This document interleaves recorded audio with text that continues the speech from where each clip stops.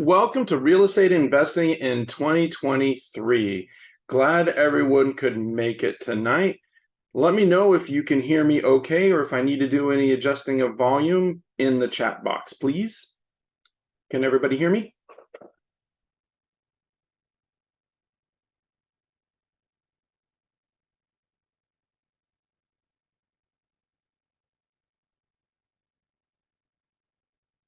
Okay, great. I'm glad you guys can hear me. So this is part one. Today we're going to be going over how to achieve your goals. Next week we'll be talking about knowing the trends in real estate. And the third week will be about creating your profits. So with that, let's go ahead and get started. For those of you that don't know me very well, who am I? Well, I'm John Swersinski. This is my amazing family. Santa is not part of the family, unfortunately, but we still get along pretty darn well. I understand. Thank you. There we go. So we've got Santa here. I'm John. I am the founder of iCandy Homes LLC. We started our real estate education back in 2008. We started rehabbing houses in 2010. You may notice there's a 2-year gap between when we started educating ourselves and when we started actually doing deals. That's one of the biggest issues in real estate education that was a problem to me, and it's not something that has to be that way. We created iCandy Homes back in 2012 as we picked up another partner, and we were inducted into the Rich Dad International Hall of Fame in 2014, followed by the Fortune Builders Inner Circle Spotlight September of 2015. We have done over 134 projects for nearly $22 million in purchases, and we have sold or are currently selling $55 million in real estate. So that gives you a little bit about me. We have a couple of agreements and some expectations that I have for you guys. The first one is I need you guys to be present. If you're going to take the time to actually be here on this webinar, let's make sure that you get as much out of it as you possibly can. So turn off your phones. If you've got children, get them in the other room. If you've got in-laws or outlaws, let's set them aside for the next hour or so. Now, the next thing may be a little confusing to you, or it may be something that you inherently understand, but nothing I say today is true. Wait, what? How can that be? Well, the issue is nothing I say today is true, except if it is true for you. You are the one that makes it true in your world or not. I can let you know things, I can tell you my experiences, I can show you certain things, but in the end, you're the one that will or will not use the information. So that is your power, You have the ability to decide what is true for you and what you want to make true as well. If you have it set that you're going to show me that something will work, it will work. And conversely, if you are sure something won't work, you'll prove yourself right as well. Now, the next step is participation is key to this whole thing. We need you guys to be in comm with me, and the way that we do that is via the chat box. Now, most of you have found the chat box already. If you can go ahead and please give me a form of acknowledgement in the chat box to let me know that you're still hearing this, I would really appreciate it right now.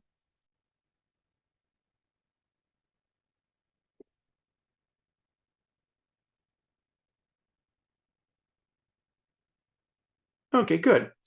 So I have a little drill that I like to do that gives a little demonstration of what it's like when one side is participating and one side is not. Now, as I'm presenting to you guys, I'm talking to you. That's kind of like I'm breathing out.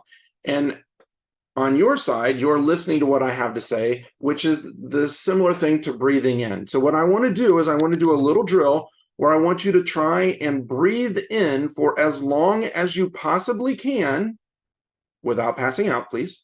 And let's see how long you can actually breathe in without exhaling. So I'm going to count it down from 3. and we're going to start, and you're going to just breathe in. And I'm going to do it at the same time, and we're going to write in the chat how long we're able to breathe in when we're done. 3, 2, 1, start.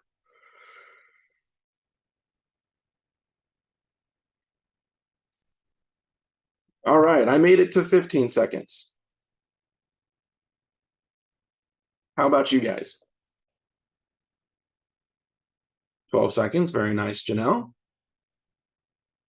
15 as well, Lisa, very nice. Anita, 20, very well done. So the idea here is that as you're breathing in, no matter how good your lungs are, how big your lungs are, there's a finite amount that you can absorb, that you can take in, even of something that you really want, which I assume everyone here wants to breathe. So as long as you're breathing in, you can't be breathing out.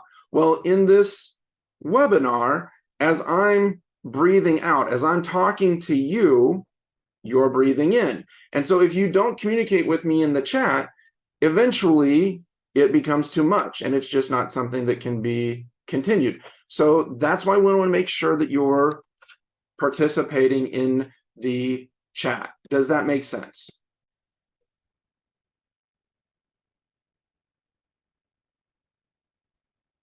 Excellent. Thank you.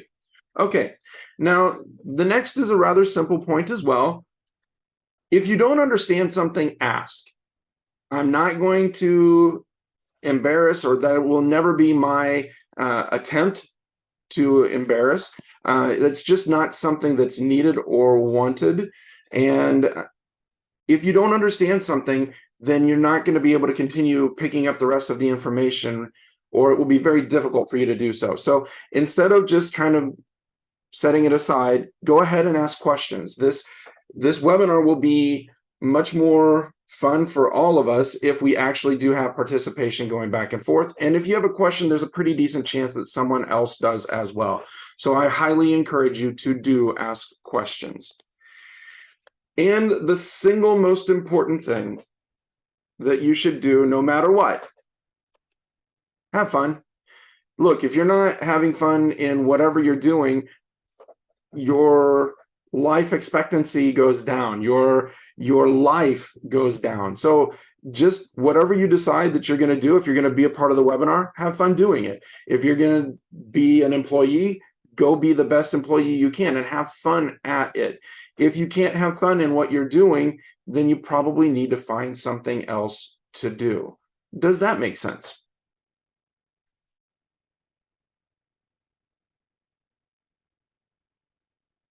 Great. Okay. So how is this going to work? Well, I have a very nice outline here for you guys to go over. We are in the welcome and agreements. We're going to talk about goals and resolutions. We're going to look at the problems therein. We're going to talk a little bit about letting go. We're going to pull a little bit of Frozen out here. And we're going to talk about some acknowledgement and what it actually is to acknowledge something. And then how do we actually set our goals? And then the last thing we'll do is we'll bring up what's going to be going on next week as a brief overview. So are you guys ready to start?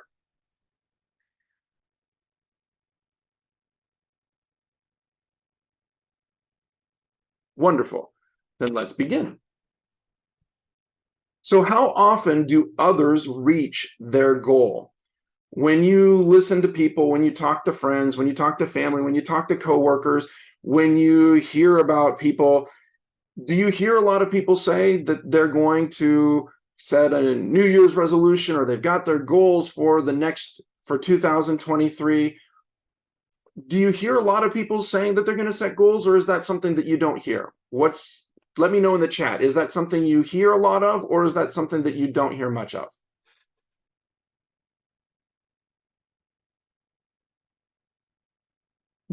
Every year you hear people talking about it. Yeah, I can definitely buy that. What else? All the time, yeah.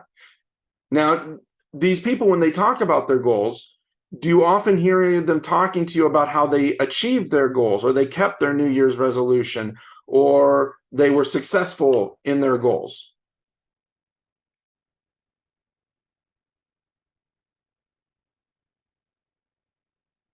No, you don't hear that nearly as much.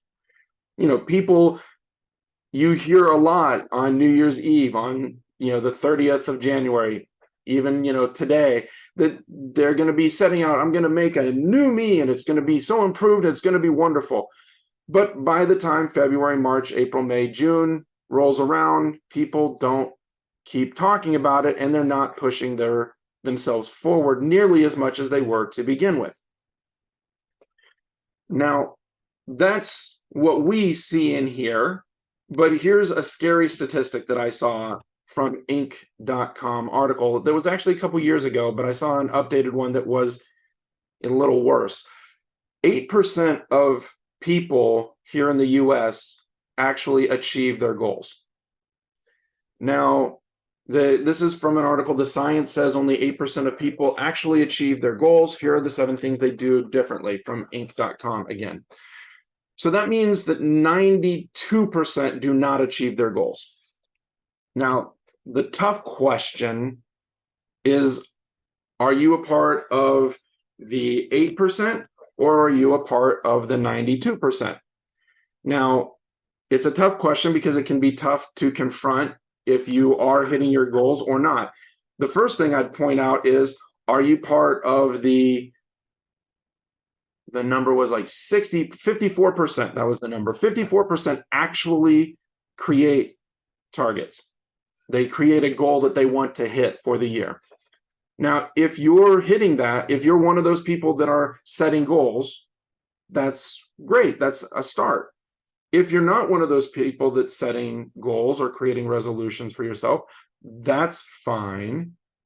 But we need to look and see, where are we right now? So would you consider yourself to be part of the 8%? Yes or no?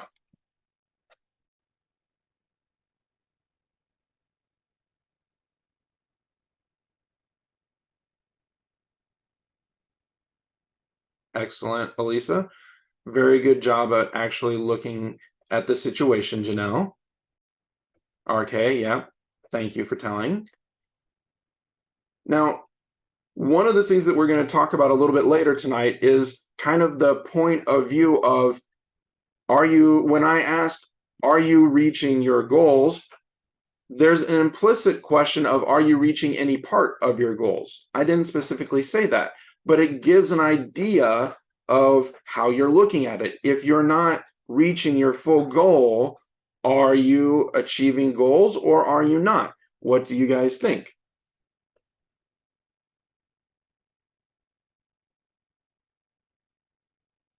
Absolutely, Anita. Yeah, occasionally, but not as I wish. Some parts.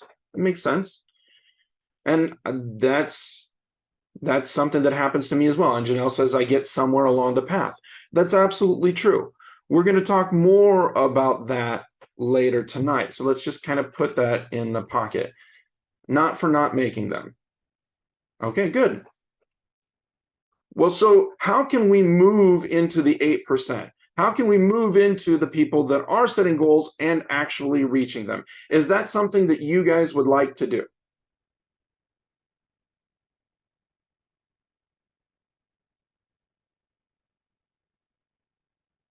Wonderful. Okay.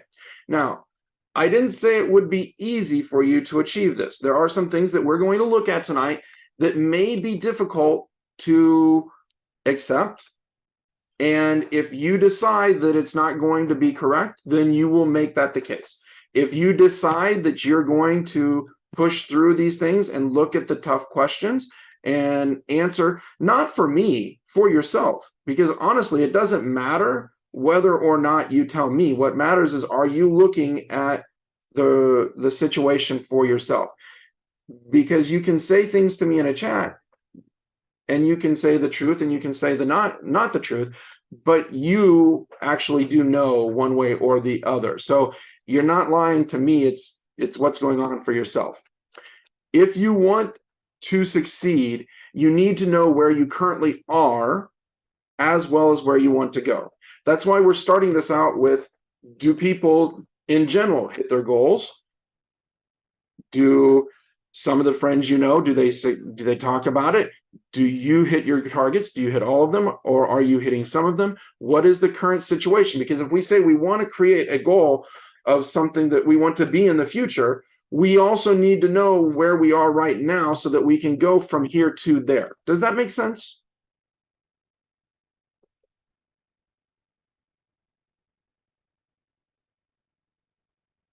Very nice, Anita. That's really amazing. She said that I'm realizing that I am reluctant in the last few years to set goals as I don't want to disappoint myself. That is very powerful. Really, really well done. I really like that.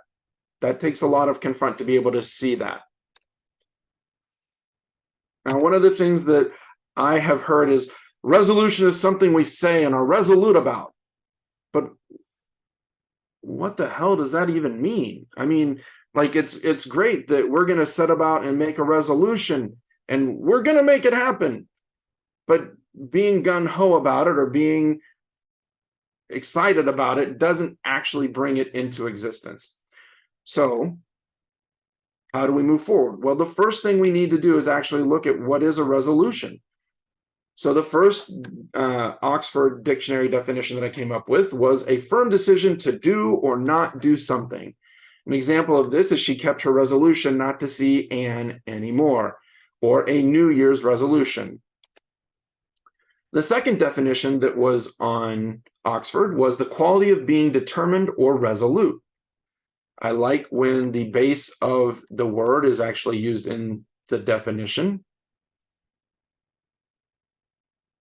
So let's continue. He handled the last French actions of the war with resolution.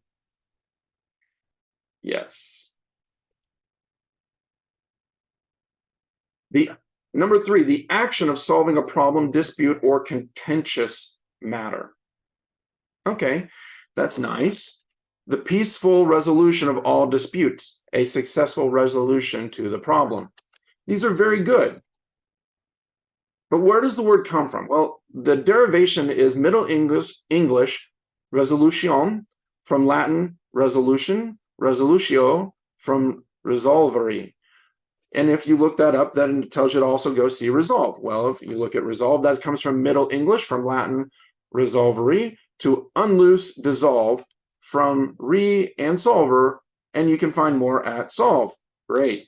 So we get to solve, and we see that's from Middle English, to loosen, from Latin solver, to loosen, solve, dissolve, from sed and see, apart, and lure, to release. So we are taking something apart and releasing. Now, this information is wonderful, but when I'm talking about a resolution in the context of this webinar, what we're actually looking at is the decision to have something to improve oneself as you see best at that moment. It's not for all time. This is just a decision that you've come up with. You make the decision that I'm going to make this change. It is a firm decision, and it establishes what is your end state. You need to be able to see, where am I going? What is the end target that I want to have? That's what a resolution is. This is my target. This is something that I want to do to make myself be better. I see this picture of myself, and I know that I can get to that point. Does that make sense to you guys?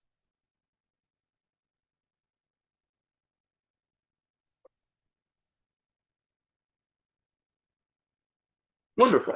Great. Okay. Thank you, Anita. So the next one is goal. It's a noun as well. The first definition in Webster's dictionary. So, by the way, the derivations of the words came from Webster's dictionary, and many of the individual definitions came from the Oxford Language Dictionary. So the first definition in the Webster's dictionary was In football, soccer, rugby, hockey, and some other games, a pair of posts linked by a crossbar and often with a net attached behind it, forming a space into or over which the ball has to be set in order to score. Well, this is not exactly our goal. I know the World Cup just finished and we all had a great time, but that's not the same thing we're talking about. What we're actually looking at is the object of a person's ambition or effort, an aim or desired result. Going to law school has become the most important goal of his life. Interesting. If we look at goal from Merriam-Webster, the end toward which effort is directed. Okay, now, does this sound similar or different than what we had as resolution?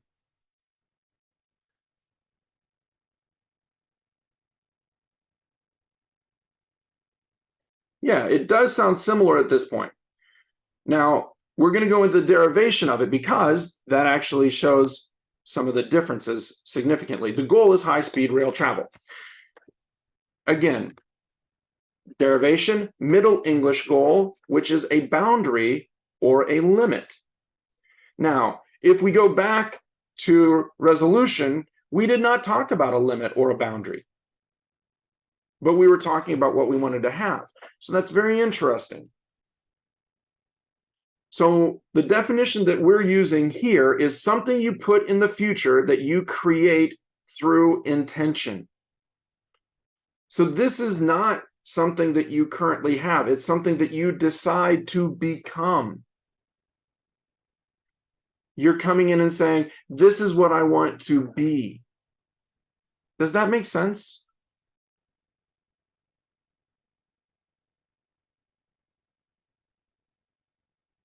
So we've started talking about the difference between a goal and a resolution already.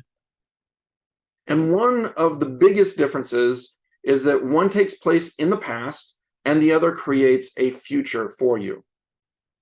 Now, as we said, a resolution is a wonderful picture of what you have as a result. It gives you this defined picture-perfect scenario or this picture-perfect scene of exactly what you want to have all around you and in your life. You know, it might be a resolution of you want to have a great family. You want to have your kids go to the best school. You want to have a wonderful vacation. You want to have a beautiful dinner. You may say you want to have a decent car. You want to have a car that actually runs. That can be the case as well. It lets you know what you want to have or what you do not want to have at the same time. So if it says that you want to have a car that runs, then that means you do not want to have a car that does not run. Does that make sense?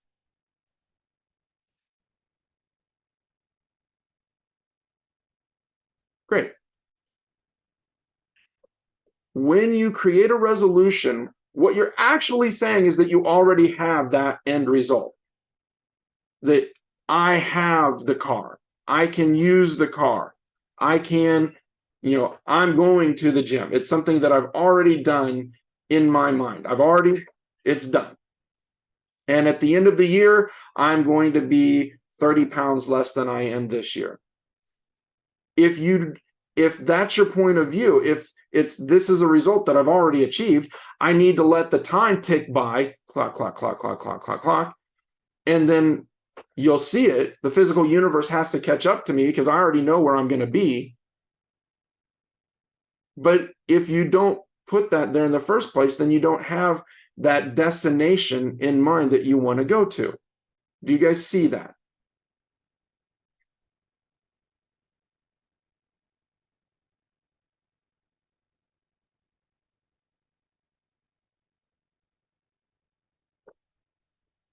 So Janelle's don't quite get it. Okay, no problem. Thank you for saying so. I appreciate that. So this idea of the end state, having the end state in mind, where is it that you actually want to get to? And we're going to talk more about how we get to this point as well. We're going to go into it.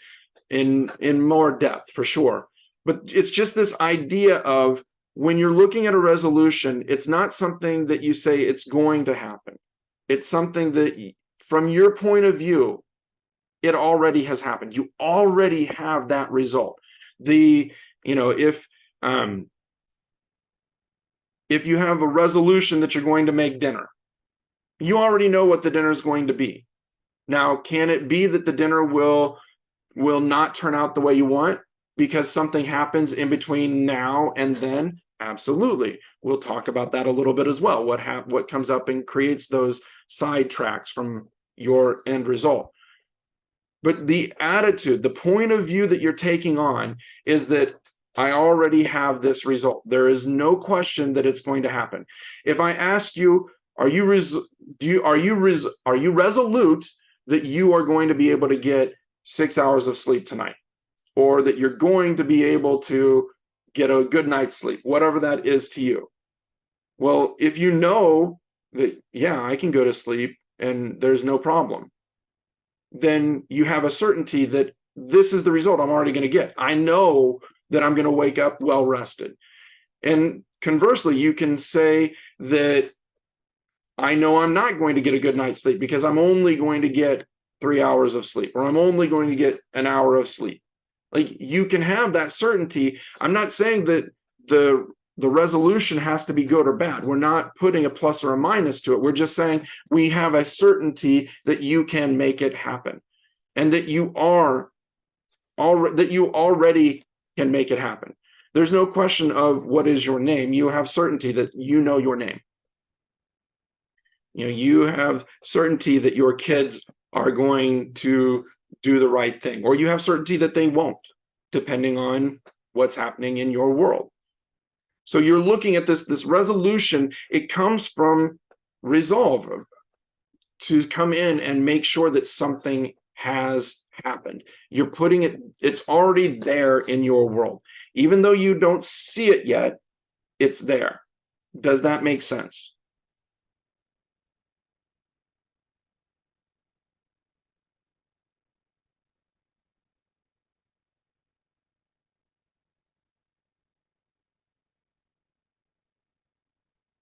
Okay, great. All right, so the next part here, sure, believing in the unseen. That's definitely that works. A goal creates the space for you to become a certain thing, and at the same time creates a boundary to what you will become. So the resolution is your end state. Your goal is, who do you need to be to get to that end state? So you say, my goal is I want to be a millionaire, or I want, that's a different thing than saying I want to have $1 million. Well, a millionaire has the point of view that making money is easy. Someone that says I want $1 million in the bank is, on one hand, saying that they think they can have it, but they're not sure they can. And so they say they want to have it, but at the same time, it's a constant push and pull against each other. So a resolution, you can say, I will have $1 million in the bank, but you don't look at your bank account to see if that's happening this instant. You have a date where this will happen by, and you go back and you start doing some things that you need to do to get to that point, and you take on the beingness of the person that can actually do those things. We're going to go into this more, but the idea here is the goal creates space for you. It is creating a future. Because when you select a goal, you're also selecting what you do not want to become and what you are unwilling to become at the same time as you're selecting what you will become. So this idea of, if I want to be a millionaire, well, then I've got to look and see, well, what does a millionaire do? What are the actions of a millionaire? And then if I do those actions, then I will get that result. If a millionaire has certain knowledge that I don't have, then I need to go get that knowledge to fulfill my ability to have that point of view, to be a millionaire. You know, if you want to flip houses, but you've never done one before, then you're looking at it and going, okay, I can say I want to be a rehabber, but unless I do the action so that I know I have the ability to be a rehabber, then you're also creating the space of not being able to be a rehabber unless you actually are willing to do the actions to be that person. Do you see the difference between the two?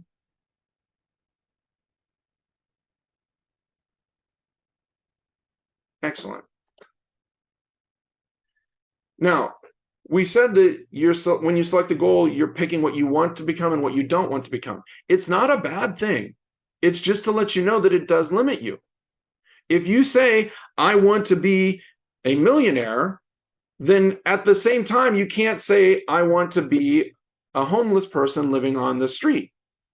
It just doesn't go together. And if you say, well, I want to be a professional athlete, but if you take on the beingness of someone that gets hurt when you play sports, will you ever get to become a professional athlete? No, you have to pick one or the other. You can't be both at the same time. Does that make sense?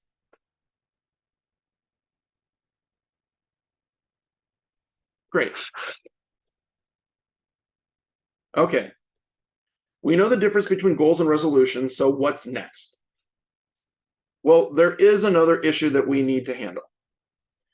And that issue is really, how often are you looking at your goal?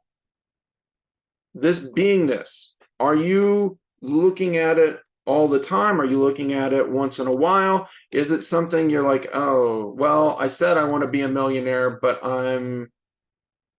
I'd rather watch Netflix. So how often are you looking at your goal?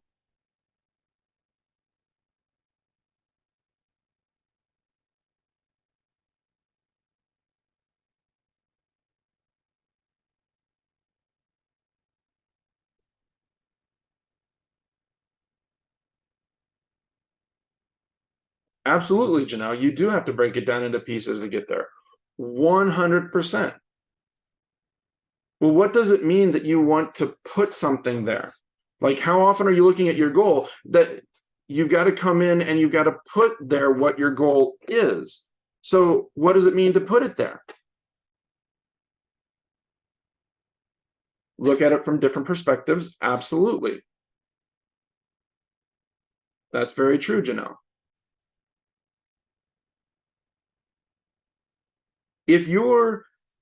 Would you say you're looking at your goal, you're putting it there more or less than 30 minutes a day?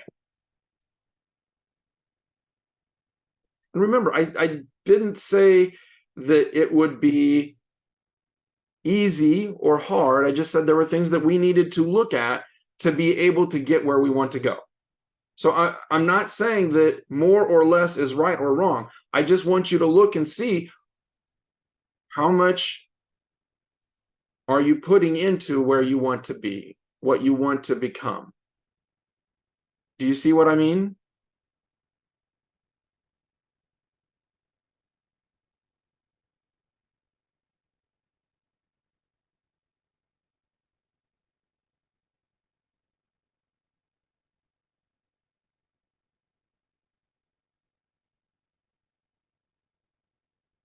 Okay. Have not been setting, then got to vision it every day. Sure. The thing that I want you to actually to see is if you're not putting your future there, who is?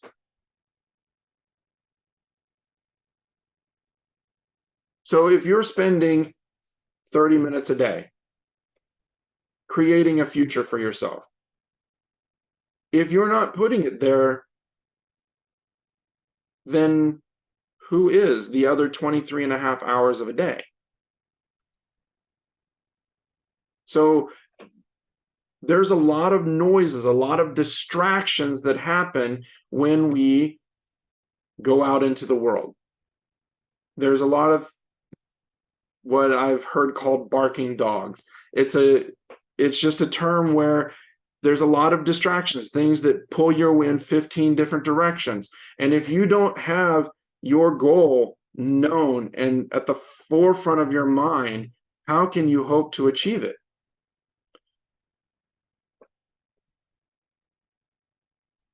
So there's good news. There is a way through this. We do live in a universe of twos. Now, when I say we live in a universe of twos, that means that there's always going to be a plus and there's always going to be a minus. You can have it, it can be that you're going to have something go up or it's going to go down. Something is black or it's white. It's either good or it's bad. Do you guys see this? Is that true for you?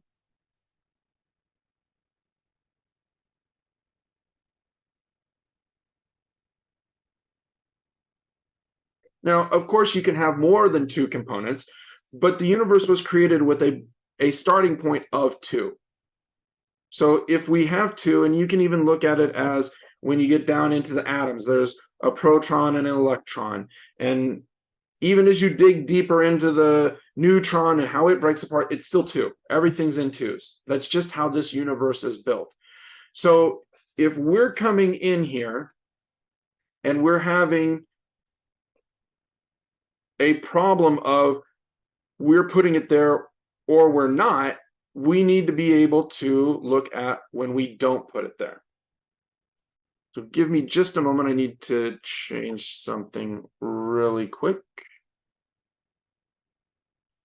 Is it still on the last screen, Janelle?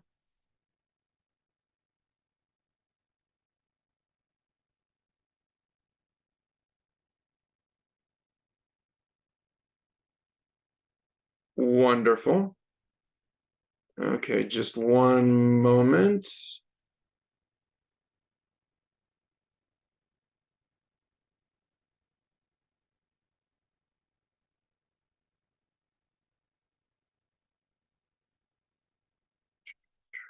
Okay.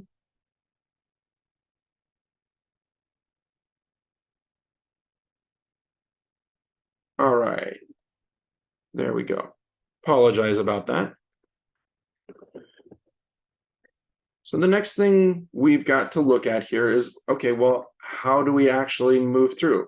So what happens if we're only putting half of this whole issue there? If you're only putting half of this universe there, what are we doing with the other half?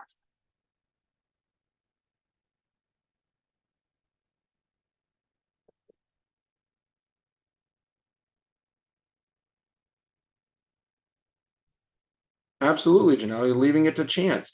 We're leaving one side of the coin completely unknown and uncontrolled.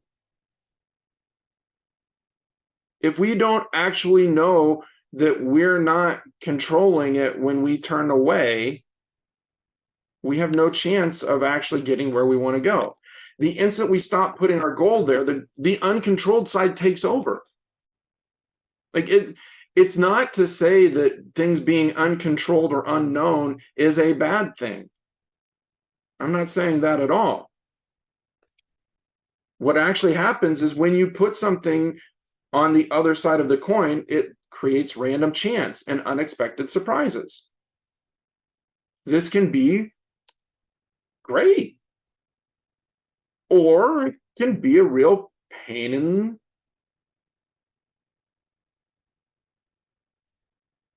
But as my business coach says, Mayor Ezra, the only thing that can hurt you is what you will not look at. So instead of something being a pain in the A, We want to actually see, okay, let's put the good side, but let's also look at what could happen. What could happen if we stop focusing on the goal? Let's look at both sides. So when we stop focusing on our goal, our intention drops and we get hit by the uncontrolled side. So this leads to our biggest problem. Any idea what that might be?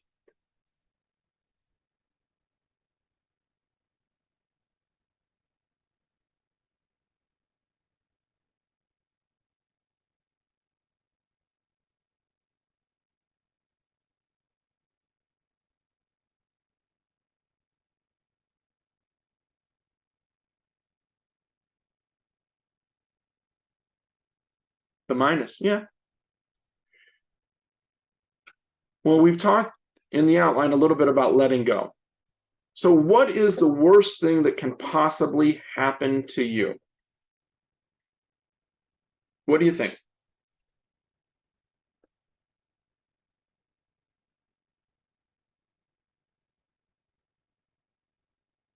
Self-defeating and lose hope. Yeah, that is a not good thing at all to happen.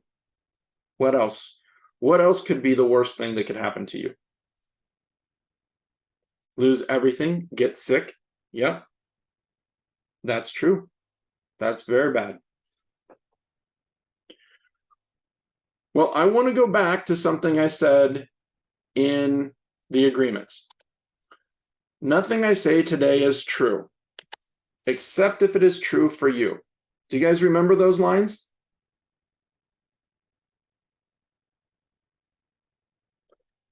The worst thing that can happen is for you to be wrong.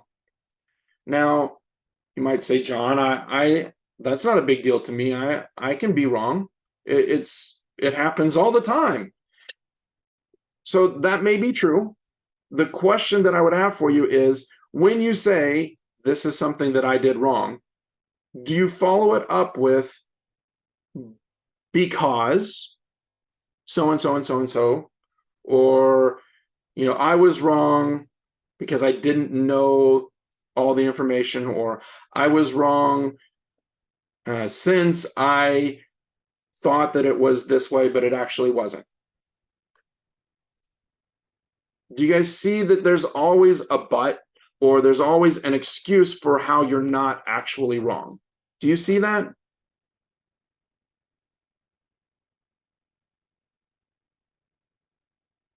Okay. Now, how wrong can you get?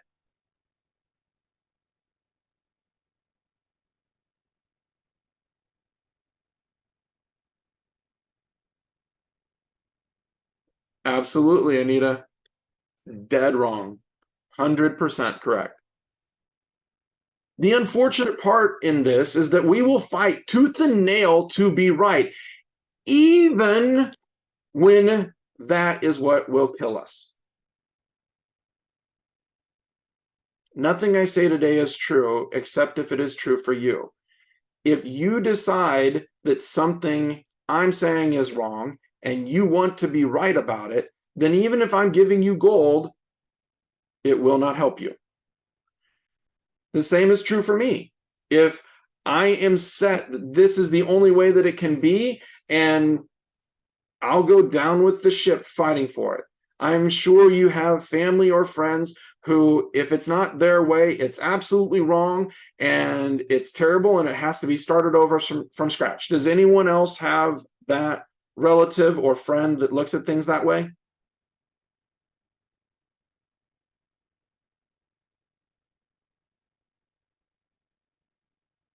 Yeah, there's a few things that have been going on in the physical universe and on TV that have been looked at by one way for some people and a different way from others.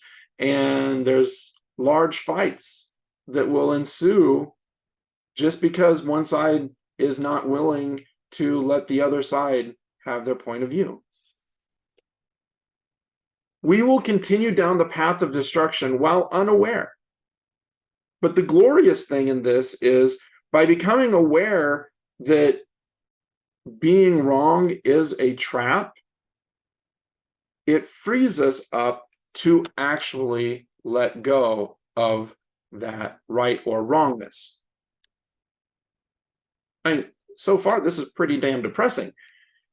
But wait, there's actually a super simple and effective way to reverse this downward trajectory. Any idea what it is?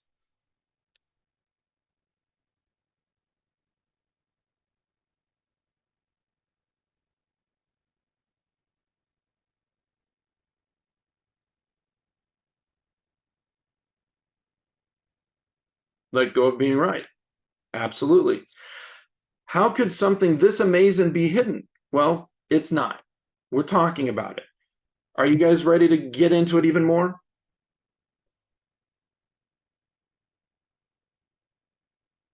We just need to let go of the past. You don't need to carry around the weight of the past. I'm not sure if you've ever thought of this, but have you heard somebody say that they need a vacation? They just need to get away from the job, from the job, need to get away from their boss. They just need time away. Have you guys heard that before?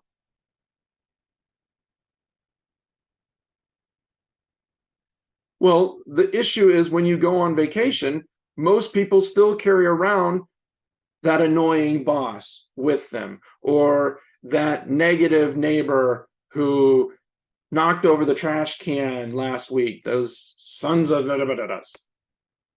They're still carrying around that weight even when they go on vacation. So the issue isn't that something happened in the past, it's that we continue to carry it forward with us. Does that make sense?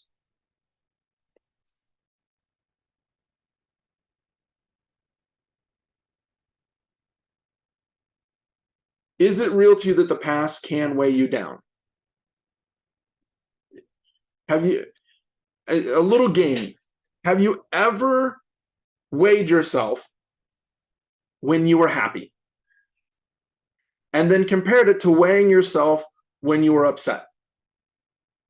It can be as simple as, you had your children come in and give you big hugs and you weigh yourself and you just feel so light, and you weigh yourself and amazingly enough, you lose weight. Well, the opposite can happen. When you come in and you get bad news, it just feels like the weight of the world is on your shoulders and it's pushing you down. Well, if you actually go weigh yourself at that moment, you will see you physically weigh more. Now, it sounds crazy. Janelle can attest. I've done this multiple times before. It is something that I can come in, and if my head's right, I'll weigh 260. If my head's wrong, I'll weigh 265. And it's that significant a difference. Like, I'll have a 3 to 5 pound swing just depending on my point of view. Now, it sounds crazy, but if you take the time to go play that game, look for yourself. In the end, you've got to see, is it true for you? So if you understand that the past can weigh you down and that you can let go of the past and let go of that weight that you've been carrying around, what have you done?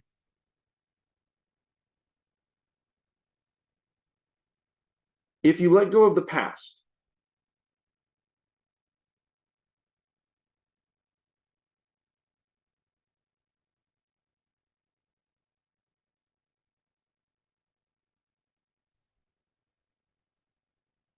this wonderful thing that can happen when you let go of the past, you say, hey, this is what happened.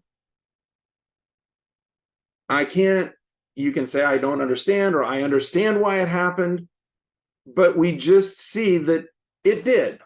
And if we know that it happened in the past, and we also can look and see that that's not what's happening this instant.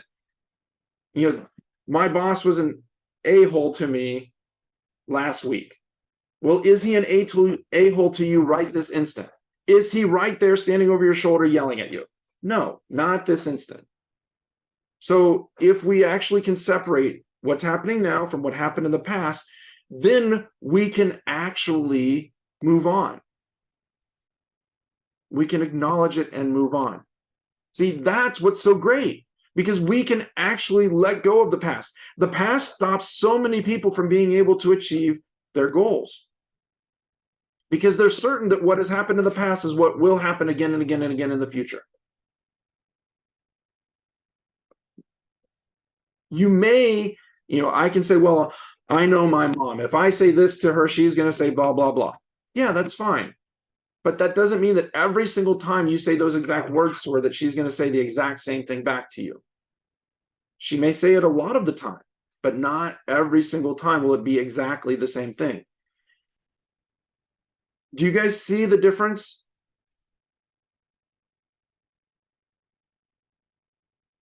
Yep. Or certain that it won't happen again if you had success in the past with self-doubt or grief. Yeah, 100%, Anita. Absolutely right. So how can we change it? How can we actually start to control this? It's actually very simple.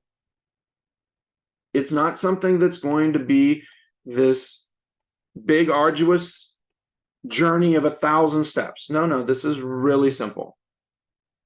You're making decisions all the time. And at each moment, you make the best decision that creates the least amount of damage as possible. You're looking and seeing, okay, if I turn left right now, if you're driving your car and you say you're at a turn lane, you're going to make a left turn, you look and see, can I get across without hitting any pedestrians, without another car hitting me, without the person behind me hitting me?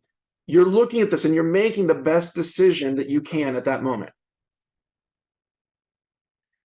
If you understand that, you see that you're making the least amount of damage. Why is it important that it's the least amount of damage? Because sometimes we make decisions that do have what we consider to be negative repercussions. I'll give you an extreme example. How can you have a soldier that will fall on a grenade? Even if he's a single guy, maybe it's easier to explain away, but how can he sacrifice himself for his company so that he actually, as an individual, will die, but the group will take less damage? Even though if has a family, it's going to hurt that family that he's no longer there. But he looks and says, in the grand equation, I look at all the damage that I could have done. This is the least amount of damage that I could possibly do. Can you see that point of view?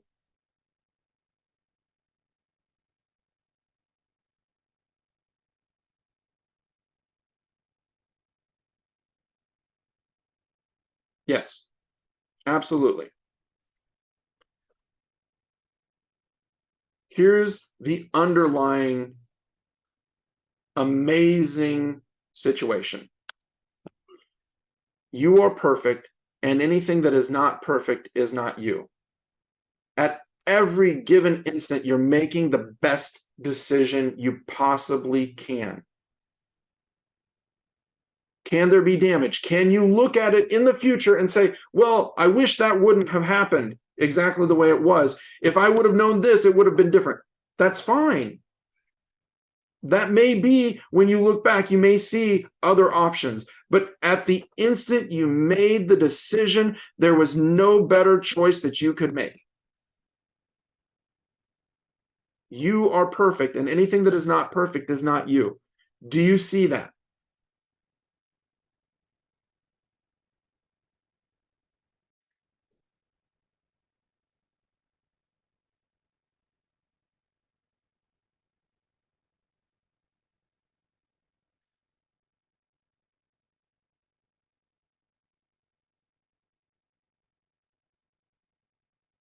Okay, that's fine.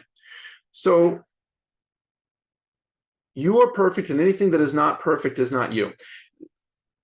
When you come in and you make dinner, has it happened that you make dinner, and as you're starting to cook, you put things on the stove, and then a friend calls and they start talking to you and you're talking to them and you forget about the food and the dinner burns. Has that ever happened? Or something similar to that?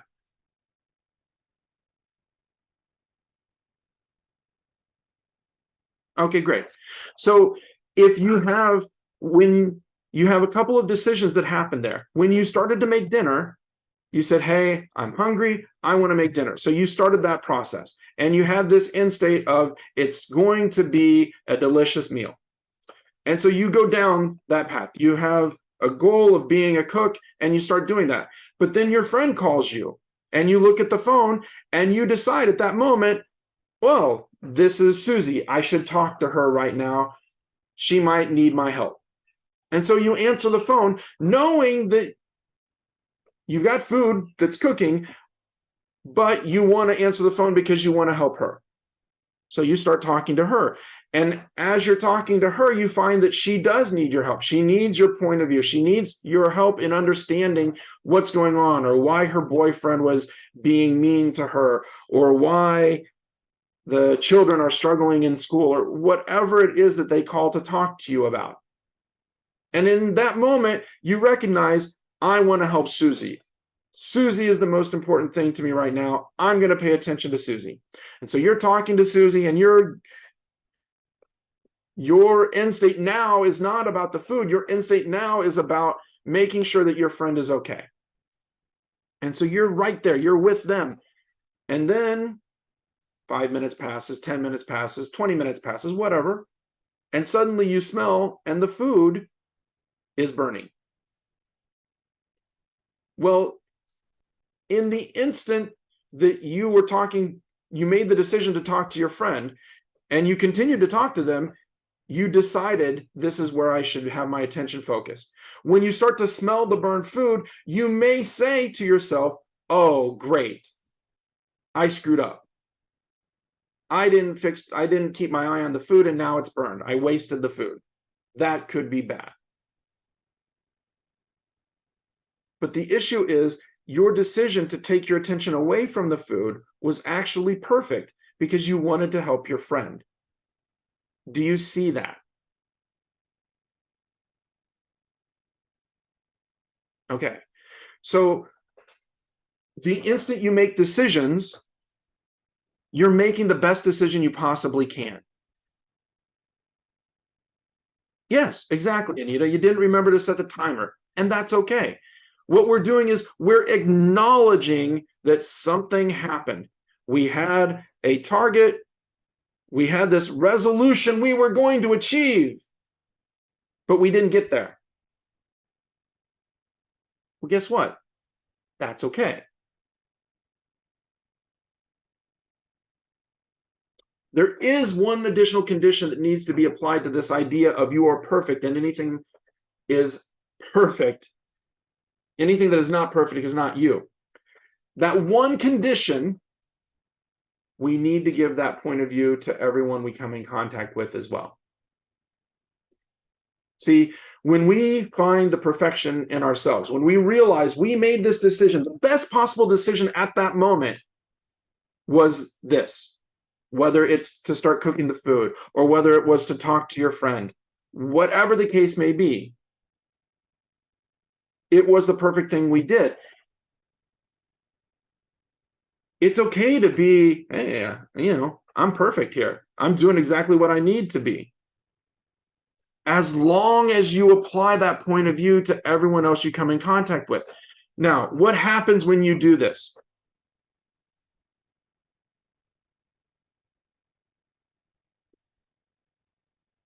But see, you're right, Anita. And Janelle's comment was, don't be so hard on yourself. It's absolutely true. We are our own worst critic by far. And unfortunately, criticism doesn't actually help us. What we need to do is just acknowledge what has happened. We made it happen, acknowledge that we made it happen, and move on. It's actually that simple. It really is. When you look at it from this point of view of they're making the best decision they possibly can at every instant. Now, all of a sudden, somebody that cut you off when you're driving, instead of getting road rage, you can look at it and say, oh, they really had something they needed to get to do. Obviously, they did that because they were trying to make the best decision they could. If you look at it from that point of view, your life has changed forever. We can come in and say that, if somebody falls on a grenade, if all we can look at is see this physical body and that body dies, that is something that will surely make people sad. But the issue is we're not just this physical body. We are more. And if we're not true to who we actually are, not just this body, then we start having problems. If you can find the perfection in others, you can find the perfection in yourself. You start to see the good intention that other people have. You start to see the good intention that you have. In each and every instant, we made a decision. We have chosen the best path forward. We've been talking about this quite a bit, but you can see how looking back at any decision with additional information is not the same as it was in the past. If you knew, if I answer this phone call, I'm going to burn dinner, would you answer the phone call? Maybe or maybe not. You might have changed your decision. If it was going to burn your house down, like Anita said, well, in that case, you probably wouldn't have answered the phone. But in that instant, when you made that decision, you made the best choice you possibly could. Do you guys see this?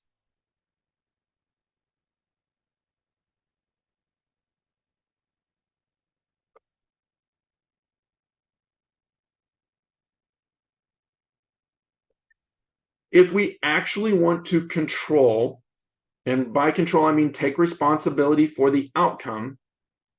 If we want to actually take responsibility for the outcome of what we get, we must acknowledge that we did create that result. And it was a choice we made then, at that instant. It's not to say that it's the best choice that I could make now if I could go back in time. No, it's saying at that instant, we did what we could do to create the least amount of damage. Now we can choose to repeat the same actions or change them based on our new decision for situations that happen that are similar. But guess what? If you decide to make dinner one night and you get interrupted with a phone call and you answer the phone and you burn your dinner, is the next night, does it have to be the same thing? Or can you set a timer, as Anita said, to make sure that the dinner doesn't burn while you're talking on the phone?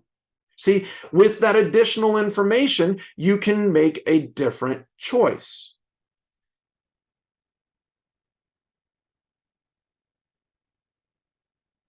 Mistakes do not exist. That's absolutely right. And one of the biggest problems we have in our society is that we try to say that things are good or bad. They just are what they are. That is what happened. If we don't like the results because of personal preference, not a problem. We can make changes in the actions we take, in who we decide to be in the first place to get a different result. Not a problem at all. It really comes back to you are perfect, and anything that is not perfect is not you. Do you see this?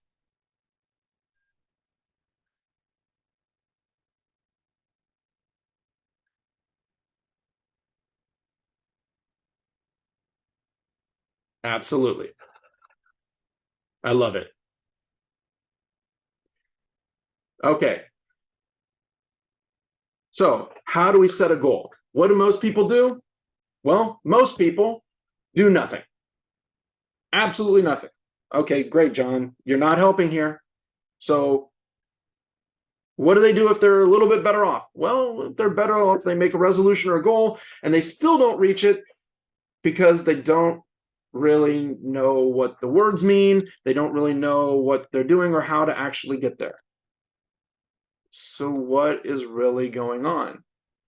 Well, in this universe we live in this physical universe of beautiful trees and homes and beaches and mountains and all kinds of animals and people of all shapes and sizes, we have something called a cycle of action. It really breaks down in a simple way to something that will start, change, and stop. Another way of looking at it is we have the future that we want to create, the present that we are in, and the past that has already happened. We can also say that as be, do, and have. Okay, well, this is a great idea, but what does it actually mean? So if you want to go in and you want to set a goal or you want to figure out what you want to have in your life, you need to go through and be able to actually see, okay, what do we do? When we start something, well, we wake up. And then we come in and we make a change. We go to work. And then when we get done, we stop and we go to sleep. Do you see how that is a cycle of action? You wake up the beginning of the day, you go do work, you come home and go to sleep. There are other things involved in here as part of the change that I haven't listed, but the basic is get up, work, go to sleep. Do you see that? Great. Another example of this is birth. You have a child born, they grow throughout their life, and then there is death. Now, again, it's a start, a change, and a stop. The change can be a long period of time, it can be a short period of time.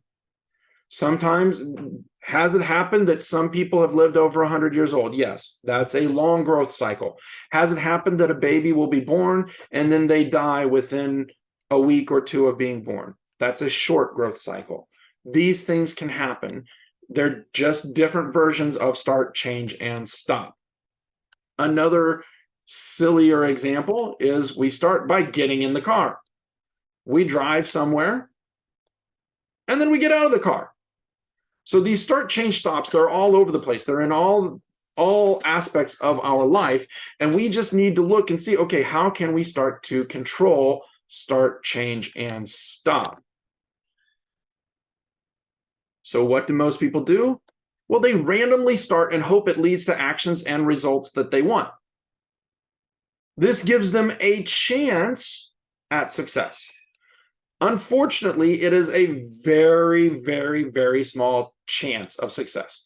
It's basically saying that randomity will give me what I want. Highly, highly, highly unlikely. If you think about that, that probably happens to what? 1 or 2 people in 8 billion. So not very helpful for us. It just doesn't help. But before you start, what we really need to do is find your destination and then plan backwards. So what we want is we want to create your resolution. What is your end state before you ever start? If you have your end in mind before you ever beginning, then you know your destination. You know where you're going to. What do you want to have once you have completed your cycle of action? So this again, we're looking at it as your end state is it's already yours. It's already in your pocket. It's the $1 million in the bank. It's already there. So we have to have this decision on, okay, this is it. This is what we're going to have. Now, once we have that start, change, stop, and we see, okay, this is where we're going to stop. This is our havingness. This is what we're going to end up with. Now, hold on a second. Sorry.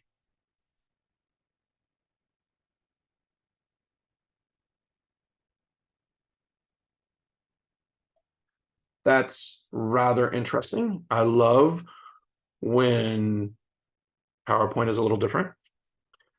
With your end game in mind, we determine the needed changes that we have to make. So we know where we're going to end up, and we see, okay, what needs to change? So you look at the actions you need to do to get to that end game. See, it's much easier to plan the actions when you know they directly tie into what you will achieve. Do you see that?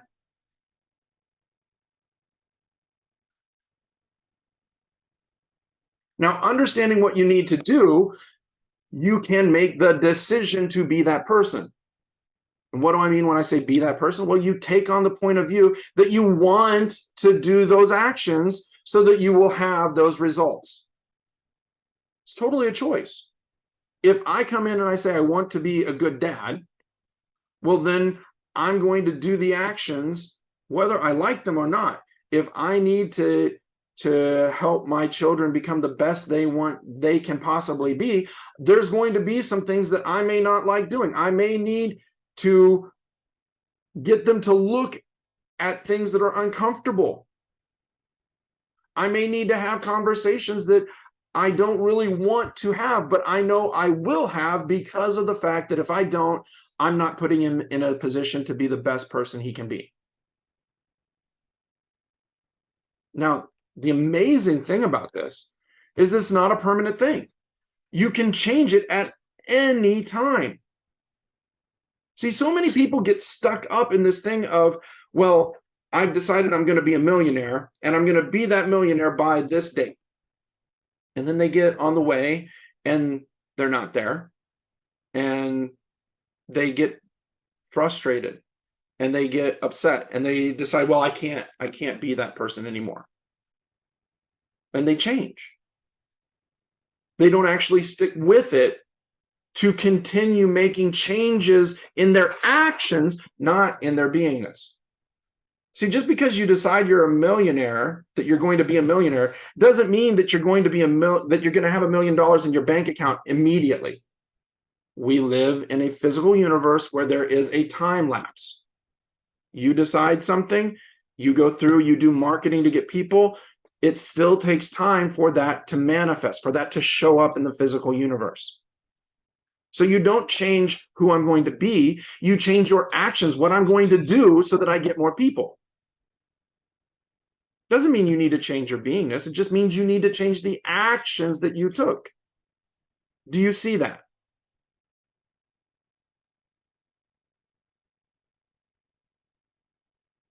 The only time you actually fail is when you decide to stop moving forward, to stop trying to get to that point where you want to be. When you give up on your resolution, that is when you fail. Does that make sense?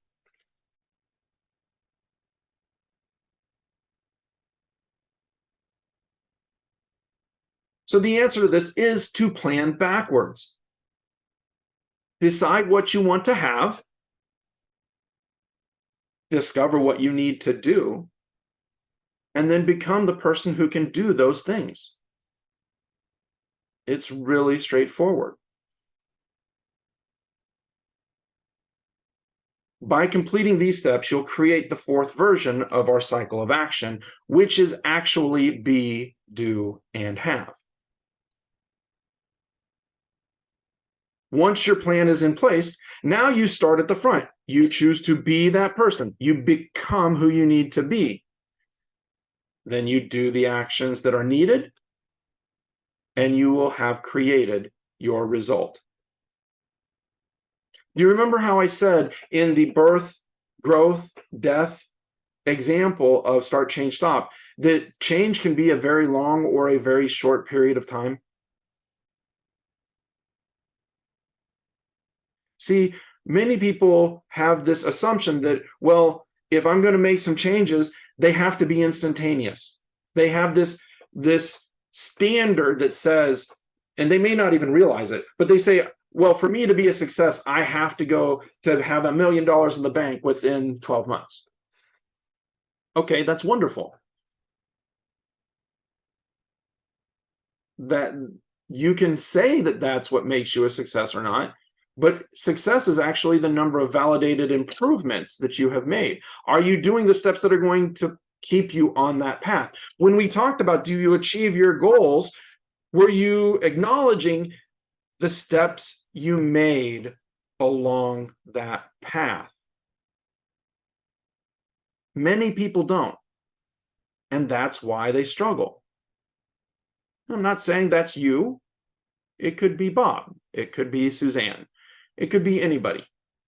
But the issue is if you plan backwards, decide what you want to have, look at the actions that will achieve that end result, and then become the person who can do those actions.